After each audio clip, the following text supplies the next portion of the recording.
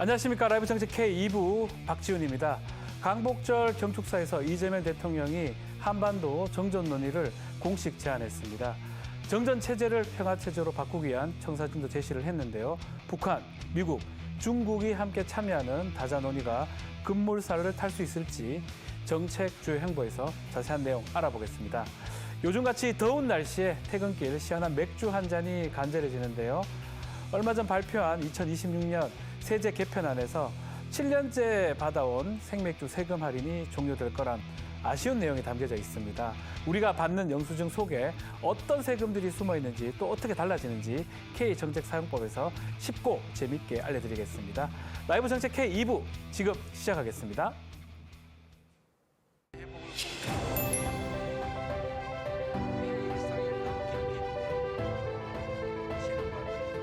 오래된 전쟁을 끝내기 위한 당사자들 간의 논의를 시작합시다.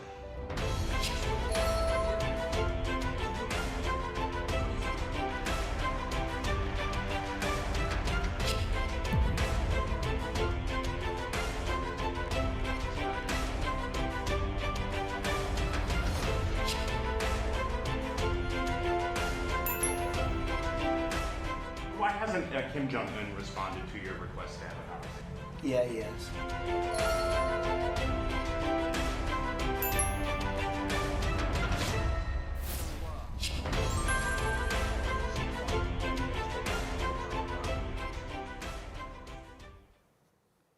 지금부터는 이재명 대통령의 행보부터 주요 정책에 대해서 자세하게 짚어보는 정책 주요 행보 정주행 시작해 보겠습니다. 서영주 맥 정치사회연구소장, 이혜진 기자 두 분 함께하겠습니다. 안녕하십니까? 네, 안녕하세요. 자, 이재명 대통령 광복절 경축사를 통해서 던진 종전 논의 제안 많은 관심이 쏠리고 있는데요. 관련 내용을 먼저 보고 이야기 이어가겠습니다. 남과 북이 서로를 존중하고 불필요한 대결을 멈추어야 합니다. 서로가 인식과 규범, 제도에서부터 적대성을 하나씩 줄여나가야 합니다. 남북이 평화 공존과 공동 성장을 위해 함께 마주 앉기를 바랍니다. 이는 양보가 아닌 공존의 출발점이 될 것입니다. 전쟁을 종식하고 한반도의 불안정한 정전 체제를 평화 체제로 바꾸는 여정에 나설 것입니다. 서로에 대한 상호 위협 의사를 내려놓고 아주 오래된 전쟁을 끝내기 위한 당사자들 간의 논의를 시작합시다.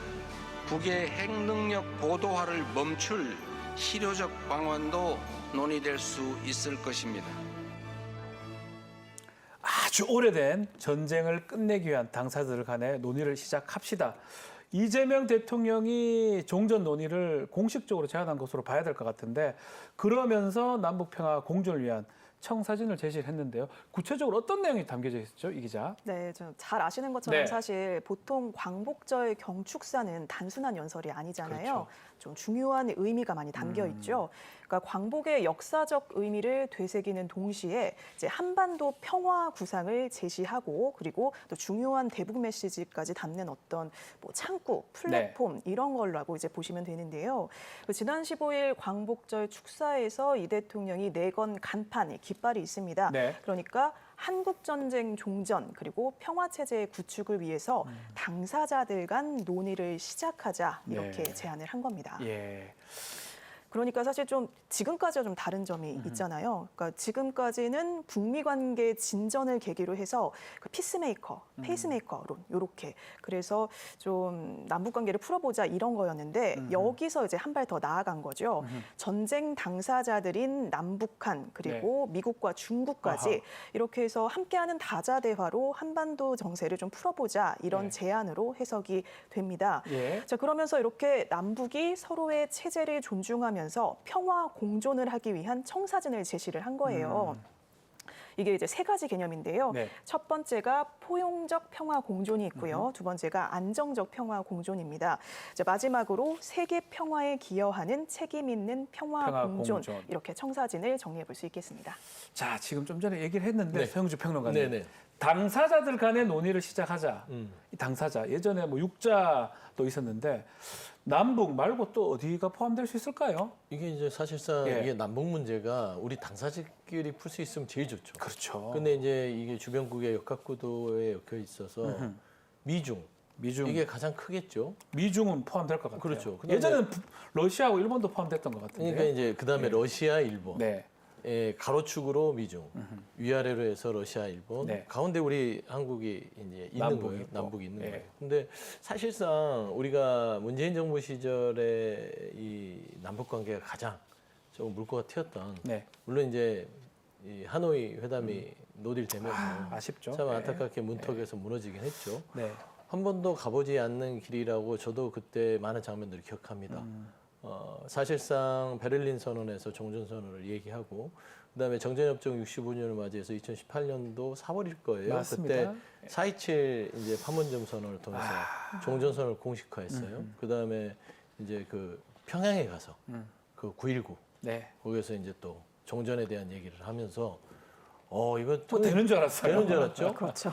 그게 이제 돌이켜 보면은 공식화로 종전선언이 된 게 2018년 4월이니까 거의 지금 한 8년 만에 이재명 대통령께서 사실 8.15 경축사를 통해서 우리 이제 그만 네. 전쟁을 멈추고 평화의 길로 가자라고 하는 것이라서 이게 사실 문재인 정부하고는 조금 다른 시작점이긴 하죠. 예. 이게 트럼프가 최근에 김정은에게 손을 내밀면서 북미 간의 어떤 협상으로 끌고 가는 이 문재인 정부 시절에는 운전자론이 우리에게 있었다면 우리가, 예. 운전대를 지금 이제는 트럼프한테 준 상황이라서 네.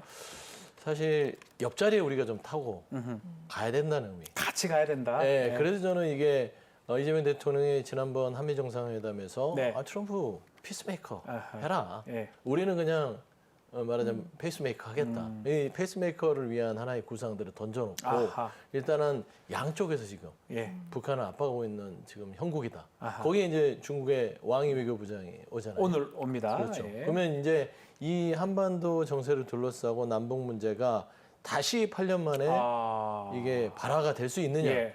저는 이런 부분에서 좀 지켜보는 것도. 그래서 8월 15일 날 대통령께서 그런 네. 말씀을 한 건데 그렇죠. 이 종전 논의의 제안, 이 첫 관문이 결국 북한일 것 같아요. 북한이 호응을 할 수 있느냐. 근데 북한이 대화 자체를 거부하면서 적대적 두 국가론 계속 하고 있었잖아요. 북한 측 반응은 어땠습니까, 이 기자? 다들 좀 예상하시겠지만 북한은 아직까지도 이제 별다른 반응이 없습니다. 이 경축사 나온 당일에도 이제 별다른 반응이 없고요. 이제 김정은 국무위원장이 당일에 이제 딸 김주애 그리고 부인 리서주 여사 대동에서 서커스 공연 관람했다. 서커스. 이 정도만 지금 보도가 나왔어요. 예. 그래서 조선중앙통신 17일 보도를 보면요, 김 위원장이 전날 이제 평양 교회극장에서 이제 국립교회단 그 교예 공연을 관람했다 이런 보도가 있었고요. 그냥 뭐 김 위원장이 공연에 만족했다 이렇게 전하기만 했습니다. 네. 그러니까 사실 쉽지가 않은 상황이죠. 아까 말씀을 해주셨지만 북한이 적대적 두 국가 이제 내세우면서 중국 그리고 러시아 관계 강화에만 온 힘을 쏟고 있거든요. 그러니까요. 그래서 뭐 당장 호응을 해올 것이다 이런 기대를 하기는 어려운 상황이고요. 이제 북한에서 역시나 반응이 없는 만큼 우리 입장에서는 쓸 수 있는 카드가 사실 별로 없는 것도 사실이에요. 예. 그래서 뭐 남북 평화 공존 위한 환경 조성하는 일에 좀 온 힘을 써야 되겠고 또 다른 당사자인 뭐 미국 그리고 중국의 중국. 적극 지지 이끌어낼 예. 수 있게 좀 돕는 것 이것만이 좀 최선일 것 같습니다. 자, 그렇다면 북한이 우리한테만 반응이 없는 걸지 미국 트럼프 대통령 말에 따르면 자신하고 대화하자는 요청에는 김정은 위원장이 응답을 했다고 합니다. 이 내용은 좀 보고 이야기 이어가겠습니다. Why hasn't Kim Jong-un responded to your request to have a conversation? How do you know he hasn't responded? Has he? Yeah, he has. Did you speak to him? Did you speak to him before you make the announcement yesterday? Where are you in And conversation? very positive.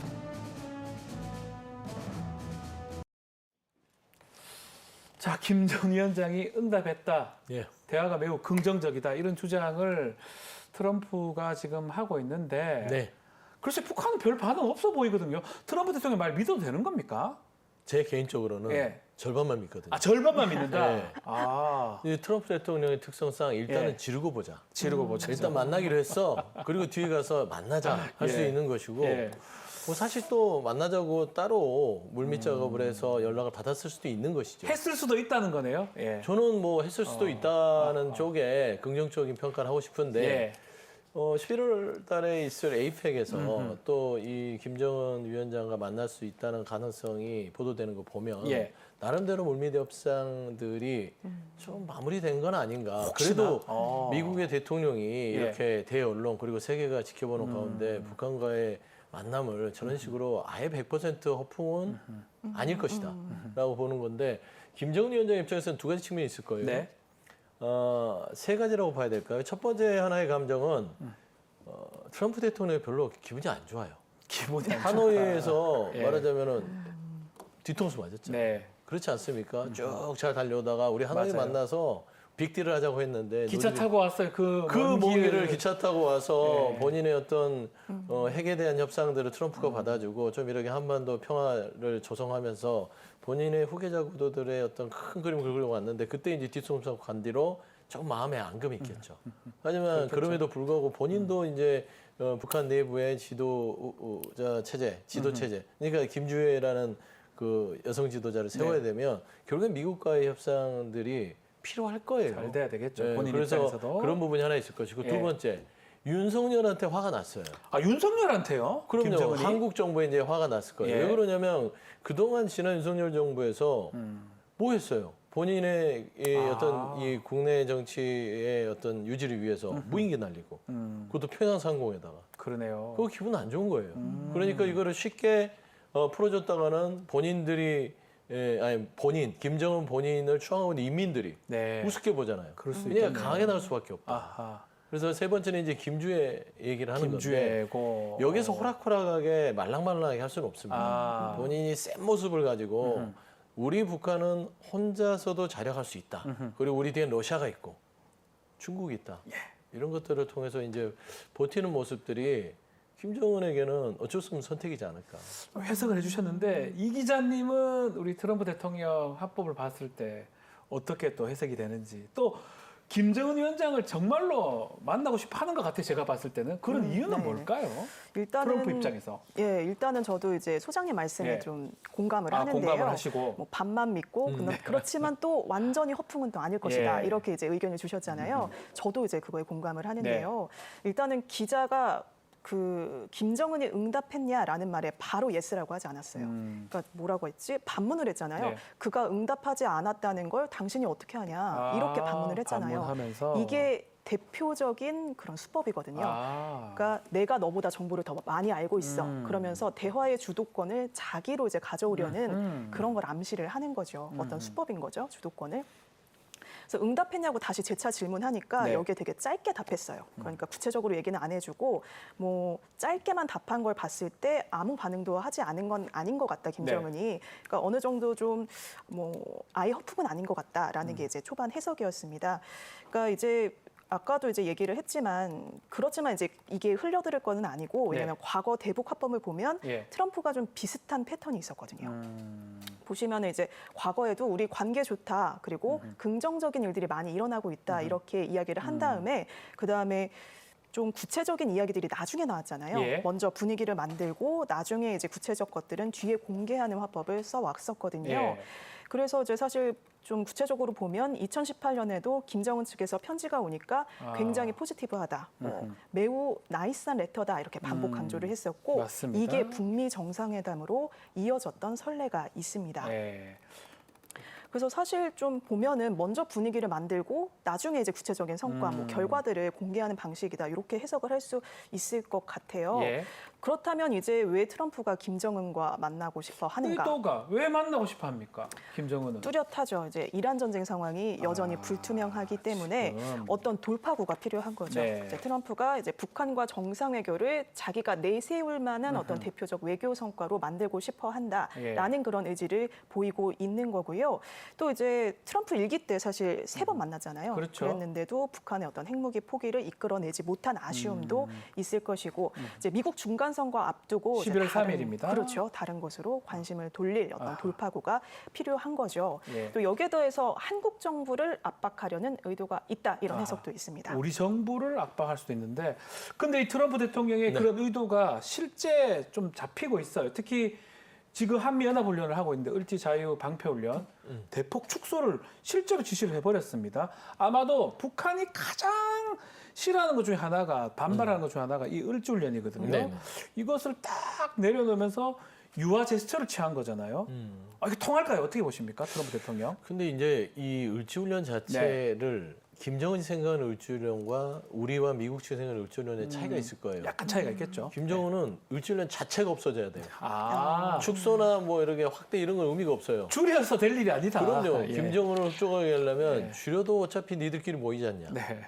이게 물론 이제 물리적인 훈련을 하지 않는다 하더라도 네. 시뮬레이션을 하잖아요. 그러니까 그런 부분들이 결국에는 대상이 본인의 나라를 향하고 있기 때문에 거기에 대한 불쾌감을 줄여줘서 고마워하는 거는 약자의 모습이잖아요. 네. 그거는 고마워할 게 아니다. 그래서 더 세게 지금 김정은은 나오는 것이고 네. 앞서 얘기했듯이 그거예요. 북한이라는 나라 자체의 특성상 이게 고립돼 있는 나라이고 뒤에는 러시아가 있어서 결국에는 다자외교를 할 수 있는 그런 여건이 안 돼요. 그렇죠. 그러다 보니까 무조건 센 모습을 보여서 아. 본인들의 어떤 그 협상력을 높이는 것인데 김정은 속내는 미국 트럼프 만나고 싶죠. 네. 폼 나잖아요.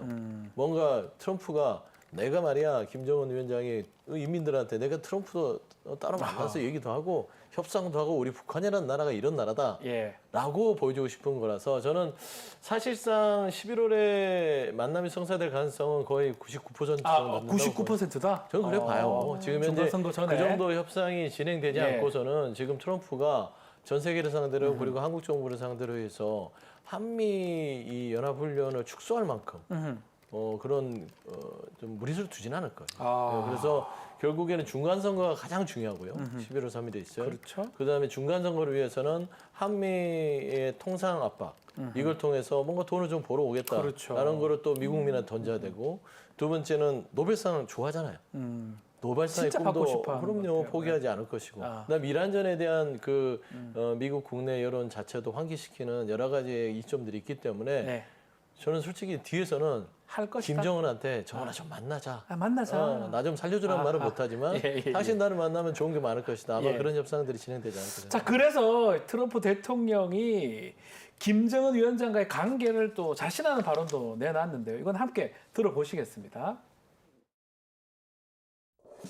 How do you respond to folks who say that you are prioritizing the interests of adversaries in North Korea over our longtime partners by No, scaling back just the military opposite. No, exercises? I'm making it much safer. You see, I'm actually making it much safer. Kim Jong-un has always treated me with great respect. You know, he didn't like Biden, he didn't like Obama, he didn't like anybody. But I get along with him very well. No, what I'm doing is making things safer. Two primary occasions. Spoken and spent time. I understand him, he understands me. You're doing war games. I get along with him. 이게 정말 잘 지내고 있다. 이게 강조하고 싶은 것 같은데 보니까 SNS에 김정은 위원장하고 본인하고 합성 사진도 올리더라고요. 좀 전에 우리 서영 소장님은 99%다 만날 가능성 어떻게 보십니까? 네, 뭐 저도 이제 아까 이제 합성 사진 보고 네. 사실 생각이 나서 이제 트레스 소셜에 김 위원장과 저희가 사이가 되게 좋다 예. 거듭 강조를 하고 있잖아요. 뭐 이제 헤이 도널드 우리 사이 괜찮지라는 이제 합성 사진 올리면서 이제 뭐 이렇게 뭐 이름을 직접 부를 정도로 친근한 헤이 사이다. 도널드! 그렇죠. 이렇게 한다는 그렇게 거잖아요. 얘기하고 있잖아요. 그래서 또 16일에는 또 판문점 해동 당시의 사진 공개를 하면서 우리 너무 사이 예. 좋아 이렇게 과시를 하고 있는데 저는 이게 떠오르더라고요. 그 하이틴 로맨스 이런 영화 보면 아하. 왜 학창 시절에 반장이 좋아하는 여학생이 있으면 미리 소문부터 내지 않습니까? 아. 나 쟤 좋아하고 우리 되게 사이 좋다, 예. 우리 되게 친해 이렇게 한 다음에 예. 실질적인 고백은 언제 하죠? 나중에 그렇죠. 나중에 소문이 다 퍼지고 퍼지고 나서. 분위기 무르익고 나서 아. 나중에 고백을 하잖아요. 예. 그런 게 갑자기 생각이 났어요. 어떤 얘기가 오갈 수 있을까요? 둘이가 만난다면? 일단은 예. 서로 입장차가 너무 커서 전문가들은 지금 김정은의 이 핵 보유, 핵 인정 이런 부분들을 트럼프가 받아들일 거라고 하는데 네. 그게 쉽지 않을 것 같아요. 왜 그러냐면 네. 국제사회가 트럼프를 봤을 때 최소한 아무리 럭비공 같은 트럼프를 하더라도 이란 비핵화 때문에 이 전쟁을 이란과 치르고 있는데 네. 그러면 북한만 외교적으로 비핵화해서 제외시켜준다. 그거는 있을 수 없는 일이고 만만치 않을 것 같아요. 핵을 어느 정도 인정을 해주지 않으면 김정은은 그 지도 체제가 있을 존재 가치가 없어요. 그러니까 김정은이 존재하는 이유는 핵이 있기 때문이다. 네. 결국엔 그렇기 때문에 하노이에서 노딜이 된 것도 그거예요. 김정은에게 생명과 같은 핵을 포기하라고 하니까 나는 못한다라는 거였거든요. 원래 이거를 스물스물 이거를 갔어야 되는데 그때 트럼프가 단박에 너 비핵화 안 하면 너 국물도 없어 하면서 쫓아내버린 거거든요. 예. 그럼 이번에는 어떻게 이거를 할 것이냐. 저는 최소한의 비핵화를 하더라도 정권을 유지시켜주고 뭔가 경제적이나 다른 인센티브를 통해서 트럼프가 좀 북한 문제를 풀어가지 않을까. 아하. 그런 해법인데 왜냐하면 트럼프가 더 급해요 지금. 트럼프도 급하다. 더 왜냐하면 급하다. 김정은은 종신형이에요. 종신형. 아니 정신적- 무한이죠. 사실상 정신제죠. 직업이 대통령 아니 위원장이잖아요. 예, 죽지 않는 이상. 이 사람은 네. 뭐 선거로 뽑히는 사람이 아니라서 아쉬울 게 없어요. 네. 근데 트럼프는 11월 3일에 중간선거가 있어요. 네. 그리고 본인은 인기가 있잖아요. 그렇죠. 급해요. 그러면 급한 쪽은 트럼프이기 때문에 김정은 위원장한테 많은 떡을 갖고 갈 것인데 과연 그게 핵이라는 비핵과 핵 인정이라는 부분들이 과연 국제사회에서 용인이 될 것인가. 그건 굉장히 좀 어떻게 그 난국을 풀어갈지 저도 궁금해요. 봐야 될 것 같아요. 쉽지는 않을 것 같습니다. 자, 한편 왕이 중국 외교부장 오늘부터 내일까지 이틀간 방한을 합니다. 오늘 한중 외교장관 회담을 하고요. 내일은 대통령을 접견을 한다는 일정이 있습니다. 이 기자님 네.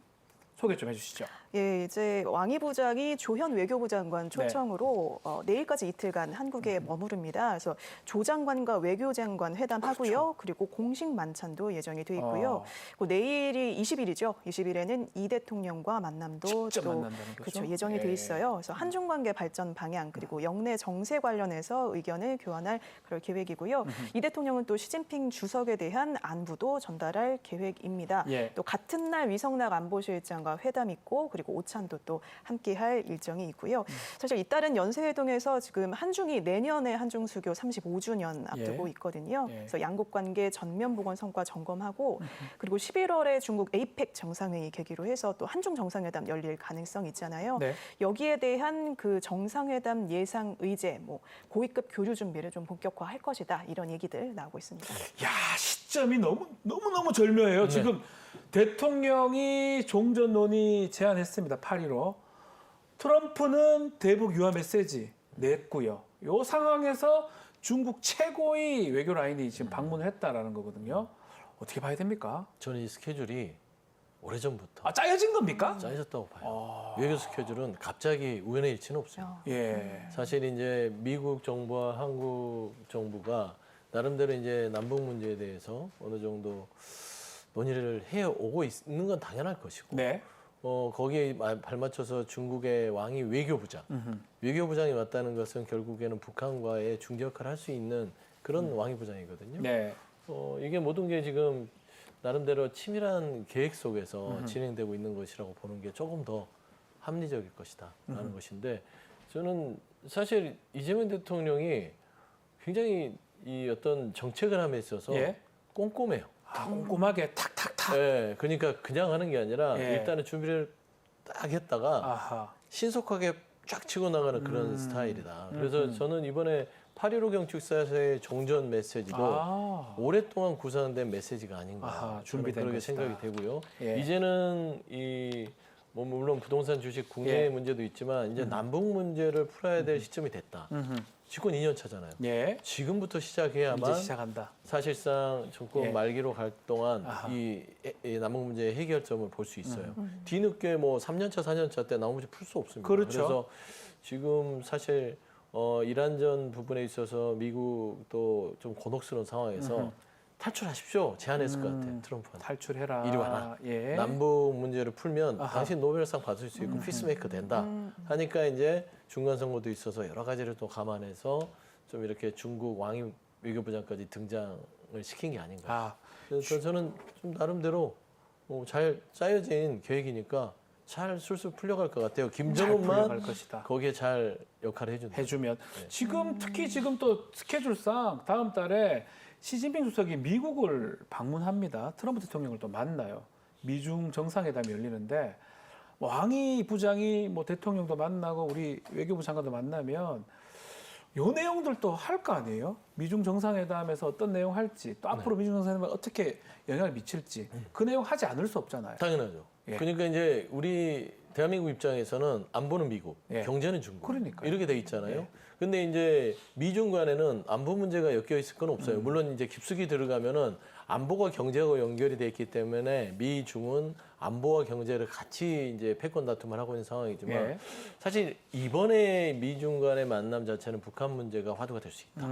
여기는 북한 문제에 대해서 중국의 입장을 조금 들어보고 트럼프는 북한의 이 비핵화 부분, 그다음에 한반도의 평화 무드를 조성만 할 수 있다면 예. 사실상 이 정치적으로 대내외적으로 다 이득을 얻는 거예요. 그래서 저는 중국에게 좀 협조를 구하지 않을까. 협조를 구했을 것이다. 그러면 이제 중국이 그냥 공짜로 해주겠느냐. 그러면 뭔가 또 중국은 미국에게 요구하는 게 있어서 그렇죠. 요구하는 게 뭐겠어요? 예. 관세죠. 그렇죠. 예. 관세 계속 협상할 얘기하니까 건들은 많다. 딱딱 주고받고 예. 해야 된다. 예. 그 말씀. 그렇습니다. 네, 한번 지켜보기로 하고요. 자, 근데 트럼프 대통령의 한미 연합훈련 축소 흐름과 맞물려서 국내에도 우리 주목해야 될 안보 이슈가 하나 있습니다. 어제 있었던 국무회의 발언 잠시 보고 이야기 이어가 보겠습니다. 현재 대한민국은 우리 국민 여러분께서 너무 잘 아시는 것처럼 세계 군사력 5위로 평가됩니다. 또 방산 역량이 글로벌 4강으로 평가되기도 하고, 특히 대한민국의 국방비 지출 수준이 북한의 연간 총생산, 국민 총생산의 1.4배에 이릅니다.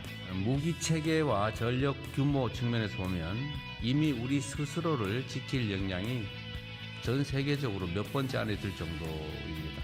차고 넘친다고 해도 과언이 아닐 정도입니다. 이러한 국방력을 좀 더 굳건하게 만들려면 작전 능력의 전방위적인 고도와 또 이를 함께 이뤄낼 인재 육성 체계를 갖추는 것이 필수입니다. 이를 위해서 전시작전권의 임기 내 완수를 당초 정부 계획에 따라서 차질 없이 추진해 나가야겠습니다. 자, 바로 전시 작전 통제권 임기 내 환수 이 문제인데요. 중요합니다. 이혜진 기자, 설명 좀 자세하게 부탁 좀 드리겠습니다. 네, 전시작전 통제권 네. 환수는 사실 우리 군의 오랜 과제이고 맞습니다. 한미 사이에 놓여 있는 굉장히 좀 중대한 최대 군사 현안 중에 하나입니다. 네. 그러니까 한미가 노무현 정부 당시 때 2006년에 전작권을 사실 2012년까지 전환하기로 했었어요. 네. 그렇지만 기한이 무기한 연기가 됐었고, 그러면서 2026년인 현재까지도 지금 군사안보 분야의 중요한 쟁점으로 아직까지도 남아있는 그런 상태입니다.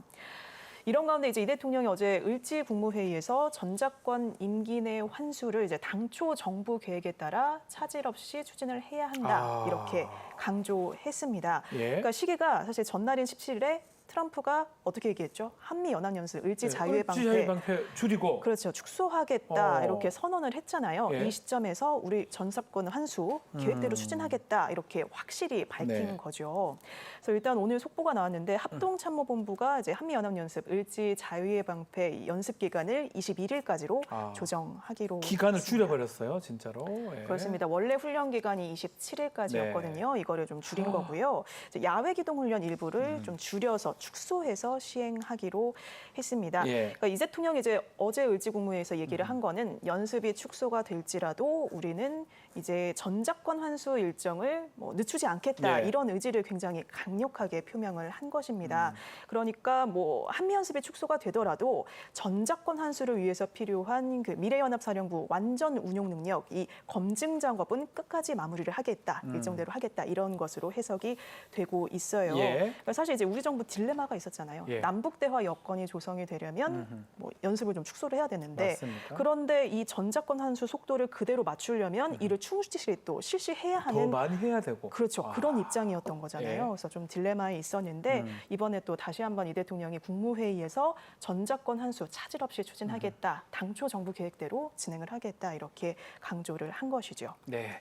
자, 지금 말했던 거 트럼프 대통령이 한미연합훈련 축소 지시하니까 우리도 줄였어요. 21일까지만 합니다. 네. 한 6일, 일주일 정도 줄여버렸는데 그거하고 전자권 임기 내 한수 추진 이게 동시에 뭔가 다 맞물려서 가는 느낌을 지울 수가 없습니다. 그래서 한미 동맹에는 이게 어떻게 영향을 미칠까요? 이 두 가지가 참 같이 가는 거 보면서. 근데 그 한미 연합훈련을 트럼프가 축소했죠. 예. 뭐 좀 놀랍긴 했지만 거기 또 발맞춰서 우리를 좀 축소했죠. 예.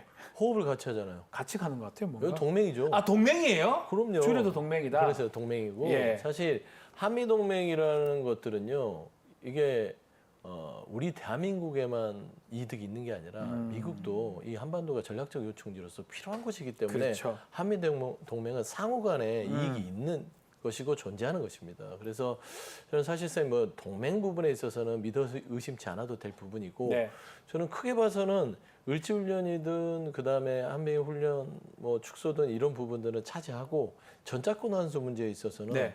이거는 오랜 우리 이 대한민국의 노무현 대통령 때부터 지금까지 이 그 맥락을 하고 있어요. 그렇죠. 예를 들면 전시 발생 시 우리가 그 통제권을 같이 못 넣는다는 거는 자주권이 없다는 거 아닙니까? 말도 안 근데 되지, 사실은. 저는 이제 노무현 대통령의 말이 아주 오래된 얘기지만 지금도 통용되는 게 대한민국이 못하는 게 뭐가 있어요. K 뭐 예를 들면 뭐 문화, 경제, 푸드, 그 다음에 따지고 보면은 방산. 네. 다 할 수 있습니다. 아니 우리나라. 핵잠도 미국이 우리한테 네. 만들어달라고 네, 우리가 하잖아요. 만들어줍니다. 그만큼 우리 기술력이 뛰어난데 네. 그러면은 K 국방을 왜 못하냐고. 예, 해야 된다. 해야 된다라는 차원에서 이 전시작전 환수에 대해서는 속도감 있게 가는 게 맞다. 이걸 주저할 필요는 없다. 네, 동맹하고 큰 문제 없이 진행이 될 것이다. 트럼프도 이거 하면 예, 좋아요. 좋아하는 거 맞아요. 좋아할 거예요. 좋아하는 거 맞아요. 자, 전자권 한수 부분 또 있지만 국군 사관학교 통합 창설 준비 언급을 했는데 이 부분 또 좀 반발도 꽤 있는 것 같습니다. 그렇지만 육해 공군의 벽을 허물고 합동성을 강화한다. 이런 측면에서는 어떻게 보십니까? 의미 있는 시도라고 봐야 됩니까? 서영주 평론가님. 그렇죠. 이재명 정부의 네. 국정과제 세 손가락 안에 들어가 있는 게 군개혁입니다. 네. 이건 개혁이죠. 아하. 개혁에는 저항이 따라요. 왜 그러냐면 사람은 익숙한 게 편하거든요. 근데 그동안 군의 익숙함들이 긍정적으로만 작용했느냐? 저는 뭐 이제 이재명 대통령이 이게 육군사관학과가 몇 번의 쿠데타를 일으켰냐라는 부분들이 있겠으나 그거를 넘어서서 네. 새로운 시대에는 새로운 제도가 또 필요한 게 아닌가라는 측면에서는 통합을 이 육해공을 해서 운영을 한다면 네. 사실 이게 육해공 훈련하는 곳은 다 다를 거 아니에요. 그렇죠. 하늘, 바다, 땅. 예. 근데 이걸 모아낸다고 해서 훈련을 못한다는 주장은 이해할 수 없는 거예요. 사실 이게 우수 인재 양성, 군 인력을 양성하려면 하나의 통합된 장소에서 육군이 공군도 해하고 해군도 해할 수 있고 그래야 되죠. 그렇지 않습니까? 사실은. 네. 멀티로 해야만 이게 인재 육성이 될 수 있다는 측면에서는 저는 긍정적인 측면이 더 많다고 보거든요. 네. 그냥 단순히 육군사관학교의 우리의 전통과 공군사관학교의 전통과 해군사관의 전통 때문에 군의 어떤 새로운 시대에 K국방의 변화에 조금 이런 불만을 가진 분들 좀 일단 지켜보시고 현재 현대전을 보면 연합훈련이 거의 기본입니다. 그 항공모함에 그렇죠. 비행기가 더 많아요. 그 해군 소속이에요, 비행기가. 그런 것들이 많습니다. 그러다 보니까 뭐 다른 군에 특히 미군 같은 경우는 육해공 연합훈련 계속 하거든요. 과연 육해공을 이렇게 구별하는 게 땅, 육지, 땅, 바다, 하늘 이게 다 다르게 할 이유가 있을지 좀 의문스럽기도 한데 어떻게 보십니까, 멋진 우리 기자님께서는요? 예, 뭐 어제 사실 이 대통령도 예. 또 얘기를 했잖아요. 그 미래전에 대비를 하려면 그러면 작전 능력을 통합적으로 갖춘 관부를 네. 양성을 해야 된다 이렇게 이야기를 했었어요. 그래서 국군사관학교 창설 준비 흔들림 없이 진행하고 지시를 했는데 저도 이거에 좀 크게 공감하고 있습니다. 크게 공감 맞죠? 네, 맞습니다. 공감하시는 거 맞습니다. 네. 알겠습니다. 자, 오늘 한반도 외교 상황 네. 그리고 또 미국하고 관계 또 마지막에 국군사관학교 창설 부분까지 다뤄봤습니다. 정주행 여기서 마무리하도록 하겠습니다. 서영주 맥정치사연구소장 이혜진 기자 감사합니다. 네, 감사합니다. 네. 자, 다음 순서는 분야별 국정 정책과 다양한 이슈를 풀어보는 K 정책 사용법 시간입니다. 오늘의 이슈는 먼저 영상으로 확인하시겠습니다.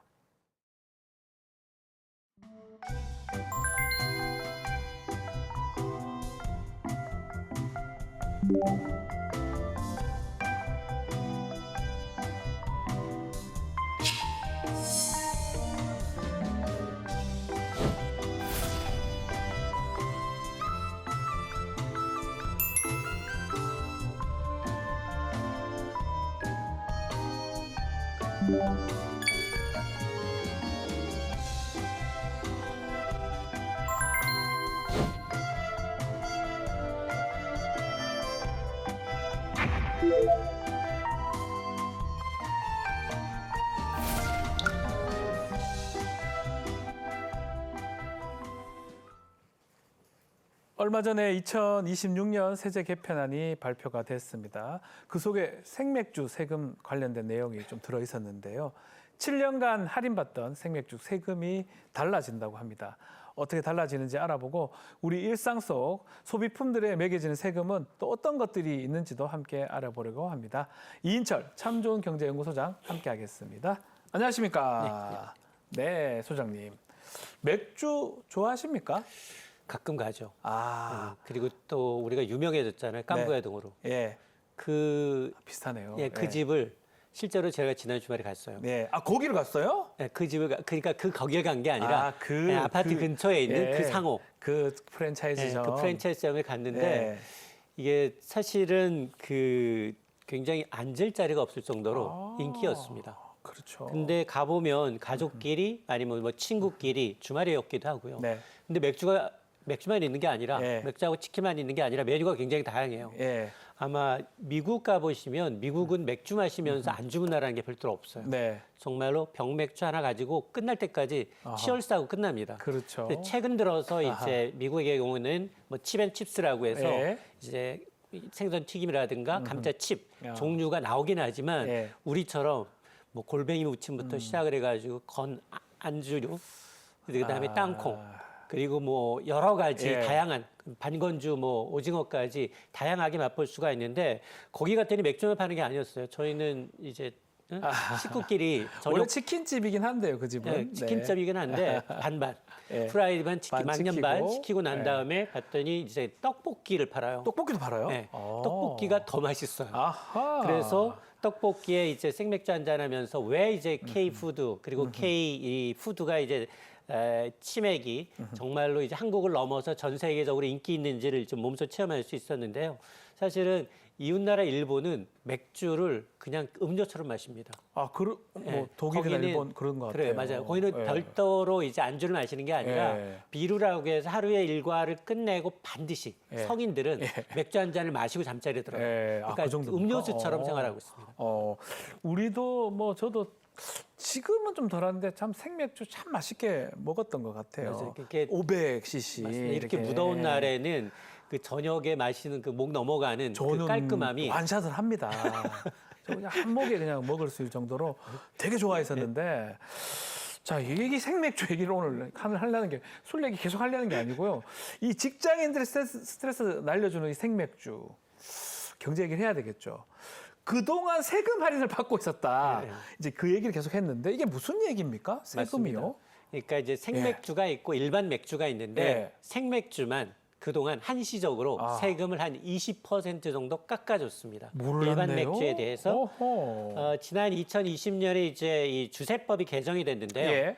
특히 생맥주 가운데서 리터 기준 8리터 이상 8리터. 8리터 이상 대용량의 예. 생맥주에는 일반 맥주 세금의 80%만 세금을 매기는 한시적 특례제도가 도입이 되어 왔는데 이게 2020년에 하면 코로나 시기였거든요. 예. 그러다 보니 생맥주 업계의 세금 부담 한꺼번에 커지는 걸 조세 특례법 이제 주세법 개정으로 인해서 세부담이 갑자기 늘어나는 걸 좀 막아보자라고 해서 당시에 이제 일반 맥주의 킬로리터당 한 88만 원 정도 주세가 붙었다면 네. 생맥주에는 이거보다 20% 낮은 70만 원대에서 적용을 받아왔습니다. 그런데 이게 일몰이 만료가 됩니다.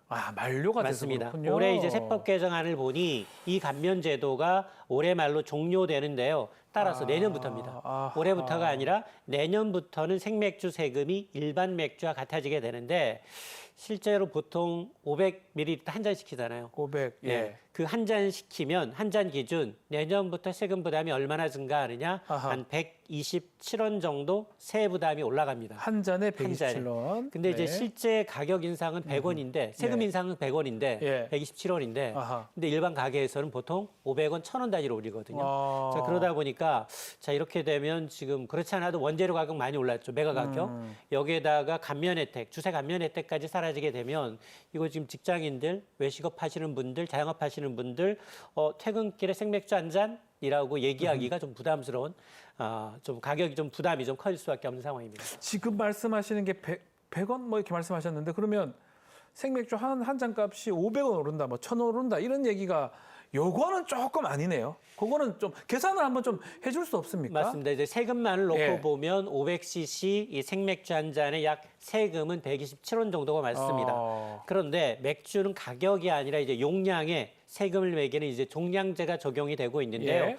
실제로 이제 그동안 생맥주에 부과되던 20% 세금 감면 효과가 이제 종료가 되다 보면 실제로 주세는 500cc 기준 한 89원 정도 오르게 되고요. 네. 여기다 이제 교육세라고 있는데 주세 30%가 붙습니다. 여기다 부가세 10%를 더하게 되면 총 세금 부담은 약 126원 7원 정도, 아하. 7전 정도 이제 되는데요. 예. 근데 왜 갑자기 500원, 1,000원 인상 얘기가 나오느냐? 예. 이건 왜냐? 주유 제조한 예서가 있고 또 유통 도매상을 거치게 되면 아하. 마진, 물류비 별도로 붙는 데다가 근데 자영업자 입장에서는 인건비 올랐죠. 임대료 상승했습니다. 이것까지 겹치게 되면 이를 세금 인상을 빌미로 해서 여기가 500원 내지 1,000원 단위로 오를 수 있다라는 얘기가 나오고 있는 상황입니다. 그러다 보니까 500원 내지 1,000원 한 잔에 오를 수 있다 이 말씀을 하는 것 같아요. 어쨌든 저를 비롯해서 생맥주 좋아하시는 분들 아쉬워요. 갑자기 제가 딱 다운이 되는 느낌이 드는데 계속 좀 할인해 주면 안 됩니까? 맞습니다. 직장인 입장에서 정말로 이 퇴근 후에 마시는 시원한 생맥주 가격 그대로 놔두면 안 되나라는 생각이 들 수 있는데요. 예. 사실 이 제도는 처음부터 이제 영구적인 혜택은 아니었습니다. 당초 이제 2020년 맥주 과세 방식을 종량제로 바꿀 때 생맥주업계 세금 부담이 급격하게 늘어나는 부담을 좀 줄여주기 위해서 딱 2년만 한시적으로 도입했던 특례 제도였습니다. 근데 코로나19가 좀 장기화됐죠. 그러다 보니까 주점, 자영업자 직격탄을 맞았습니다. 네. 그러면서 두 차례 연장돼서 결과적으로 올해까지 7년이나 유지된 셈인데요. 두 차례 연장을 했기 때문에 된 거네요. 계속. 맞습니다. 예. 정부 입장에서 보면 도입 취지나 또 코로나 위기 지원 목적이 충분히 달성됐다. 그래서 이제 특례는 종료할 때가 됐다라는 입장인데 다만 이제 일부 직장인들 또 자영업자들 내수 침체, 고물가 속에 그나마 서민들의 퇴근길을 어쩌면 이제 소확행이라고 할 수 있는 이런 이제 즐거움을 뺏는다라는 이제 반발이 있는 상황이기 때문에 이게 확정된 게 아닙니다. 현재 국회에서 감면 혜택을 오히려 상설하자. 매번 그냥 생맥주 이게 일몰제 법안에서 상설 법안으로 바꿀 수도 있다. 법안으로 이제 법안이 발의가 별도의 법안이 별도의 법안이 발의되어 있는 만큼 올가을 정기국회에서 과연 세법 심사 과정에서 이걸 과연 일몰을 종료할지 아니면 이제 또 다른 법안이 감면 혜택을 상시하는 법안이 좀 채택이 될지는 좀 두고 봐야 합니다. 이게 이번에 세제 개편을 얘기하면서 참 어렵다. 전문가들도 어렵다 얘기하면서 뭐 부동산, 주식 이런 얘기가 나올 것 같은데 자세히 보니까 이 생맥주 저랑 또 우리 지갑 사정하고 바로 관계되는 이런 내용들도 꽤 많이 있는 것 같습니다. 생활 밀착형. 맞습니다. 이제 세제 개편하면 뭐 이제 부동산이나 주식과 같은 굉장히 이제 자산과 관련된 것들만 생각을 할 수 있는데 그러나 실제로 좀 꼼꼼히 들여다보면 서민들, 청년층의 지갑 사정을 좀 챙겨주는 쏠쏠한 생활 밀착형 감면 혜택들이 꽤 있습니다. 소개 좀 해주시면 좋을 것 같아요. 가장 눈에 띄는 건 바로 청년의 주거비를 지원하는 건데요. 총 급여 8천만 원 이하인 청년의 월세 세 공제율이 올라갑니다. 기존의 15%에서 17%로 올라가기 때문에 월세 부담이 조금이라도 좀 부담을 덜 수 있겠고요. 또 하나 대학생들 그리고 학부모님들이 관심을 가질 만한 내용인데 공공형 대학생의 기숙사의 부가가치세 면제를 상시화해서 기숙사 비용 부담도 낮추게 되고요. 좋네요. 여기다 이제 결혼한 이후 부부가 경차를 각각 한 대씩 갖고 있다. 예, 자동차. 이러면 총 2대를 갖게 되기 때문에 그렇죠. 그동안에는 유류세 환급을 받지 못했습니다. 그러나 이 결혼한다 하더라도 2개가 됐다 하더라도 한 대는 적어도 한 대분을 유류세 환급을 계속 해줄 수 있도록 이 조항도 신설이 됐기 이야. 때문에 뭐 부동산 금융 이외에도 청년이나 신혼부부와 같은 일상 속에서 고정 지출을 좀 줄여주는 이런 알짜 세제 혜택도 좀 꼼꼼히 챙겨볼 필요가 있어 보입니다. 생활 밀착형 좀 확인해서 혜택을 좀 받으면 좋겠다 이 생각이 드는데 일단은 이 생맥주 세금 할인 포함해서 세제 개편한 이 내용들 결국은 국회를 통과해야 되겠네요. 정기국회. 맞습니다. 이게 정부 아닙니다. 예. 정부가 이제 아무리 일몰을 없애고 싶어도 국회를 통과하지 못하게 되면 계속 연장될 수밖에 없는데요. 네. 이번에 세법 개정안 이제 어쨌든 최종 시행을 위해서는 올 가을 정기국회에서 세법 개정안이 통과돼야 되는데 네. 그러면 국회 이 기획재정위원회 조세수의 심사를 통해서 본회 의결을 갖추는 과정을 거쳐야 합니다. 특히나 이제 서민 물가와 이제 밀접한 이런 이제 생맥주 과세와 같은 것들은 직결돼 있기 때문에 네. 아마 여야 간 치열한 이제 줄다리기가 예상되는 만큼 정기국회 최종 입법 결과를 좀 지켜볼 필요가 있어 보입니다. 네. 자, 어떻게 될지 결국은 연말까지 잘 지켜봐야 될 것 같습니다. 얘기 나온 김에 우리 생활 속에 영수증에 담긴 세금 얘기 조금 더 나눠보겠습니다. 일단 맥주, 생맥주 이 세금이 다르게 적용되고 있다는 거 알게 됐는데 소장님, 다른 술은 어떻게 세금을 매깁니까? 술의 종류가 정말 많죠. 너무 많죠. 많습니다. 그리고 예. 우리가 마시는 술에는 영수증에는 여러 가지 세금이 지금 예. 겹겹이 쌓여 있는데요. 뭐 가장 먼저 맥주, 탁주, 탁주와 같은 것은 술의 양을 기준으로 한 세금을 매기는 이른바 종량제가 적용이 되고 있고요. 반면에 소주나 위스키 같은 브랜디와 같은 증류주에는 예. 여기에는 출고 가격을 기준으로 72%의 주세가 붙습니다. 여기 주세 30%가 교육세로 추가가 되고요. 예. 마지막으로 주세와 교육세를 포함한 가격에 부가가치세 10%가 더 붙게 되는데 그러다 보니 소주는 사실 출고가 자체가 낮아서 세금 부담은 좀 덜한 편이지만 예. 그러나 수입 위스키의 경우에는 다릅니다. 수입 위스키는 20% 관세가 별도로 붙고요. 네. 여기 주세 72% 붙고요. 교육세, 부가가치세 줄줄이 얹혀져서 배보다 배꼽이 더 커질 수 있습니다. 실제로 10만 원에 수입된 위스키 한 병에 붙는 세금만 얼마죠? 세금만 15만 5천 원. 10만 원짜리인데 세금이 15만 5천 원? 맞습니다. 와. 반면에 이제 알코올 1도 미만, 네. 알코올 도수가 1도 미만인 경우에는 이건 무알코올 맥주로 분류가 돼서 네. 여기에는 술이 아닌 음료로 분류가 되기 때문에 아하. 주세와 교육세가 빠집니다. 전혀 붙지가 않죠. 예. 따라서 우리가 식당이나 주점에서 내는 술값은 술 자체 가격뿐만이 아니라 주세라든가 과세 방식에 따라서 여러 가지 세금이 붙을 수 있다라는 겁니다. 세금을 내는 것이다. 이렇게 해석을 할 수 있을 것 같습니다. 그렇지만 이 애주가들이 이 내용 알게 되면 술에 세금 너무 많이 매겨지는 거 아니야. 이런 생각 저도 그런 생각 좀 들기도 하고요. 맞습니다. 어떻습니까? 너무 많이 매기는데요. 맞습니다. 애주가 예. 입장에서는 억울할 수 있는데 우리가 예. 이제 죄악주라는 게 있어요. 술뿐만 아니라 네. 담배와 같은 경우 아하. 굉장히 이제 이 먹기는 좋지만 애주가들한테는 굉장히 필수품이지만 사회적으로 여러 가지 부가적인 네. 부작용을 나타내기 때문에 이런 문제를 유발하는 품목의 과도한 소비를 좀 줄이고 그로 인한 사회적 비용을 좀 충당하기 위해서 세금을 더하는 겁니다. 그러니까 원래 재료보다도 세금이 더 큰 경우가 많은데요.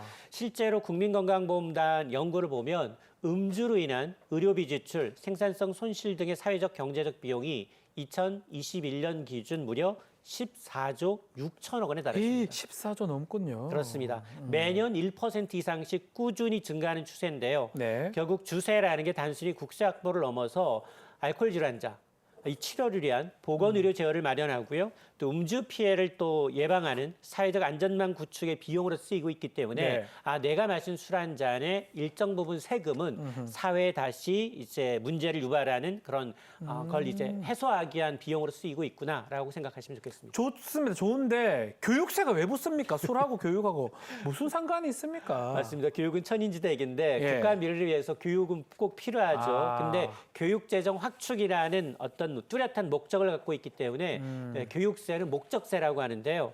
술을 마실 때 주세가 붙는 건 이해가 가겠는데 교육세가 붙는다? 이걸 이해하지 못하신 부분은 교육 예산은 굉장히 방대합니다. 교육 예산이요. 네, 방대한 데 비해서 예. 일반 재정만으로 이걸 쓰기에는 역부족입니다. 아. 그래서 교육세에는 주세뿐만 아니라 개별 소비세, 교통세, 에너지세, 환경세, 금융보험업자의 수익금 등 여러 가지 일정 비율로 부과를 하고 있는데요.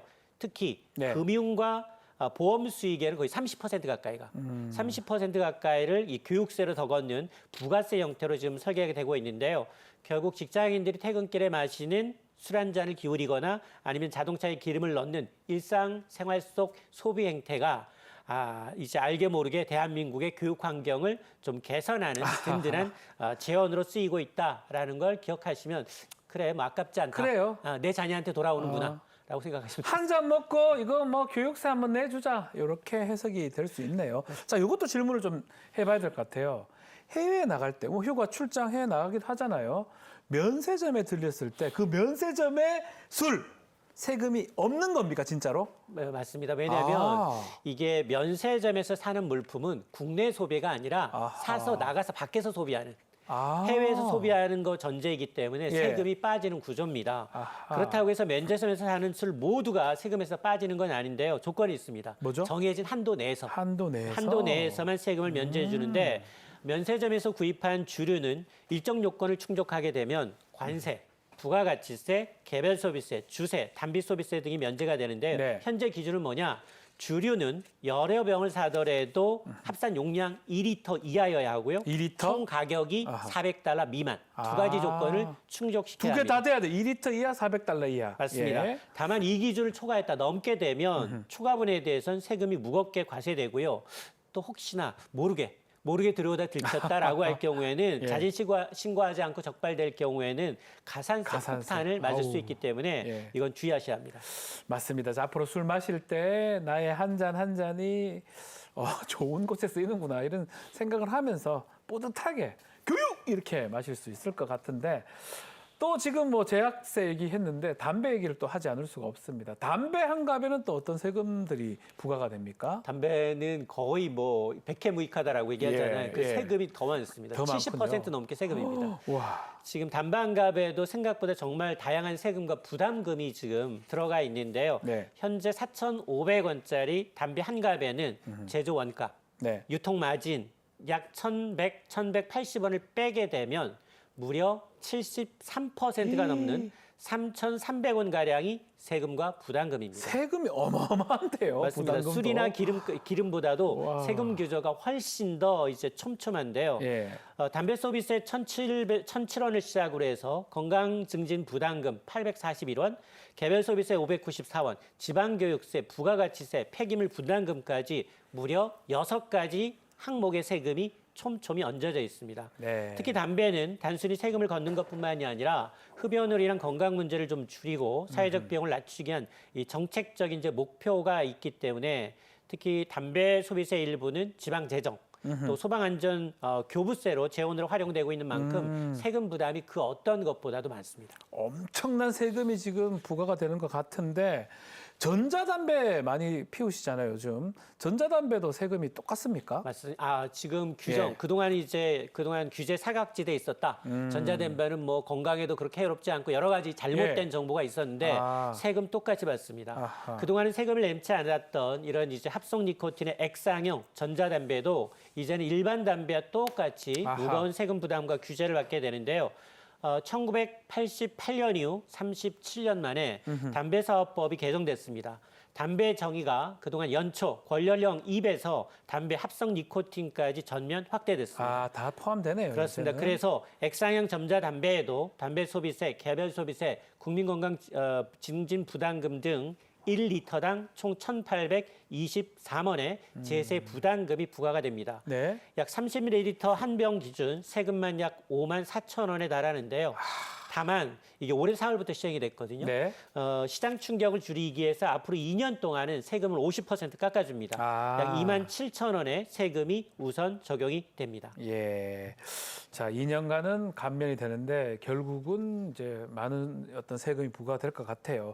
이 담배에 붙는 세금 부담금 상당히 많은데 어디에 쓰여집니까? 이거 대표적인 거 좀 설명 좀 해주십시오. 맞습니다. 담배에는 이제 세금도 있지만 예. 크게 보면 부담금도 굉장히 예. 많은데요. 세금이라는 게 이제 국가가 내는 국세가 있겠고요. 지방자치단체 이제 실질적인 살림에 쓰이죠. 네. 그 반면에 부담금이라는 건 정확하게 법으로 지정된 특정 목적에만 사용이 됩니다.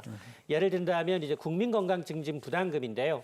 여기서 마련된 국민건강진단금의 부담금은 어디에다 쓰느냐? 금연클리닉과 같은 금연사업은 물론이고 건강보험 재정 지원과 국가 암검진, 보건의료 연구 개발 등에 활용이 됩니다. 네. 또 하나가 부담금 중에 하나가 뭐냐? 폐기물 부담금이 있는데요. 아, 폐기물 부담금. 담배 한 갑당 약 24원이 부과가 되는데 담배꽁초처럼 처리하기 어려운 폐기물과 관련해서 제조, 수입업자에게 처리 비용의 일부를 부담시키는 제도입니다. 아. 실제로 이 담배 폐기물 부담금은 매년 800억 원에서 900억 규모로 거치고 있는 상황인데요. 최근에는 이 돈을 단순히 걷는 데 그치지 않고 담배 제조사들이 담배꽁초 수거와 처리에도 적극적으로 책임을 좀 져야 한다라는 목소리도 높아지고 있습니다. 자, 세금하면 빠질 수 없는 3대 천왕 중에 하나가 또 있습니다. 기름값입니다. 기름값도 한번 보겠습니다. 올해 특히나 기름과 관련해서 걱정이 많았는데요. 최근에는 좀 기름값이 조금씩은 안정화되는 느낌인데 또 오르기도 한 것 같고 어떻습니까, 요즘은? 맞습니다. 주간 기준 이제 기름값 휘발유 가격이 한 13주째 아. 떨어지고 있는 거 맞습니다. 예. 근데 굉장히 미미해요. 큰 폭은 아닙니다. 한국석유공사 오피넷에 따르면 8월 둘째 주 전국 휘발유 평균 가격은 리터당 1,864원, 네. 경유 가격은 1,847원으로 전주보다 각각 2원가량 낮아졌는데요. 다만 앞으로 계속 떨어질지 여부는 좀 더 지켜봐야 하는데 최근에 미국과 이란의 협상이 교착 상태에 빠졌습니다. 그렇죠. 그러다 보니까 이제 국제 유가가 다시 오르고 있거든요. 근데 국제 유가의 변동분은 통상 2주에서 3주 정도 시차를 두고 국내 주유소 가격에 반영되는 만큼 예. 아마 8월 말 내지 9월 초가 되면 휘발유 가격 오를 가능성이 더 있습니다. 오를 수도 있을 것이다. 좋습니다. 자, 이 기름값 구체적으로 어떤 세금이 포함되어 있습니까? 우리가 이제 주유소에서 내는 기름값은 생각보다 여러 가지 종류의 이제 기름값 겹겹이 세금을 내고 있는데요. 예. 먼저 휘발유 경우에는 리터당 일정 금액을 정액으로 정하는 교통세, 에너지세, 환경세가 붙고요. 또 이를 기준으로 교육세, 지방자치단체로 가는 주행세가 덧붙여집니다. 진짜 많네요. 예. 여기다 이제 수입 부담금과 마지막 10%의 부가가치세까지 얹혀지게 되면 이른바 세금 위에 세금이 붙는 구조인데요. 네. 평상시에는 기름의 절반 가까이가 세금, 아. 담배는 아마 70%가 넘었다면 예. 기름값은 절반 가까이가 세금인 셈인데 최근에 중동 불안과 고물가에 대응하기 위해서 이달 말 종료 예정이던 이른바 이제 유류세 인하 조치 2달 더 연장해서 9월 말까지 시행이 되는데요. 네. 아마 휘발유는 한 15% 정도 세금을 깎아주고 있고 경유는 25% 인하폭이 유지가 되면서 아마 이제 서민들 특히나 이제 트럭이나 일단 이제 일상생활 하시는 분들, 생계형 트럭을 유지하시는 분들 이런 분들의 유류비 부담을 덜어주는 방파제 역할을 할 것으로 보입니다. 이 기름값이 일상도 영향을 주지만 특별한 날 크게 영향을 줍니다. 최근에 올해 국제 유가 때문에 항공권 가격도 크게 들썩거렸는데 이게 항공권이 비싸서 못 가는 휴가 못 가는 분도 있었거든요. 유류 할증료 때문이다 이런 얘기가 있었어요. 맞습니다. 예. 이게 유류 할증료는 항공권 가격에 별도로 붙습니다. 따로 붙는다. 이게 싱가포르 이제 항공유 기준으로 해서 매달 한 번 적용되고 다음 달부터 시행이 되는데 총 33개 단까지 있는데요. 올해 5월 중동 전쟁 여파로 인해서 국제유가가 급등하자 네. 5월 국제선 유류 할증료가 최고 단계 33단계가 적용이 됐는데요. 이때 아마 뉴욕을 장거리 왕복하셨던 분들 사실 최저라고 하면 한 15만 원 내외였었는데 최고 가격 왕복 가격이 112만 8천 원까지 예. 유류 할증료가 더 붙었습니다. 예. 그러니까 배보다 배꼽이 더 커지는 상황이기 때문에 아마 이제 국제 유가가 좀 안정이 되면서 그나마 유류 할증료는 8월까지 3개월 연속 하락한 셈인데 다만 지금 또 중동 전쟁 불안하다 보니까 그러니까요. 9월에는 오를 가능성이 있습니다. 또 오를 수도 있으니까 알겠습니다. 오늘 술, 담배, 기름값, 마지막 항공권까지 우리 일상 곳곳에 세금이 녹아 있다는 거 이렇게 알려드렸는데 저도 오늘 처음 하는 내용도 많습니다. 우리 일상 속의 세금을 또 바라보는 바람직한 시각 짧게 좀 정리 부탁드리겠습니다. 그렇습니다. 우리가 이제 무심코 마시는 예. 물건 그리고 이제 술 한 잔, 자동차에 기름 넣는 행위 자체가 여러 가지 세금이 붙습니다. 네. 세금은 우리가 함께 살아가면서 공동체의 어떤 사회적 부담금이라고 할 수 있는데요. 내가 낸 세금이 결국은 깨끗한 환경, 안전한 어떤 치안 그리고 든든한 복지라는 혜택으로 돌아오기 때문에 세금 얼마나 더 그냐도 중요하지만 과연 이 세금을 얼마나 공정하게 효율적으로 쓸 수 있느냐 이걸 좀 잘 살펴봐야겠습니다. 네, 알겠습니다. 유류 활중료는 세금이 아닙니다. 요금이다. 이렇게 말씀을 드리면서 오늘 말씀 여기서 정리하겠습니다. 지금까지 참 좋은 경제연구소 이인철 소장과 함께했습니다. 감사합니다. 라이브 정책 K 2부 오늘 준비한 소식 여기까지입니다. 함께해 주신 시청자 여러분 고맙습니다.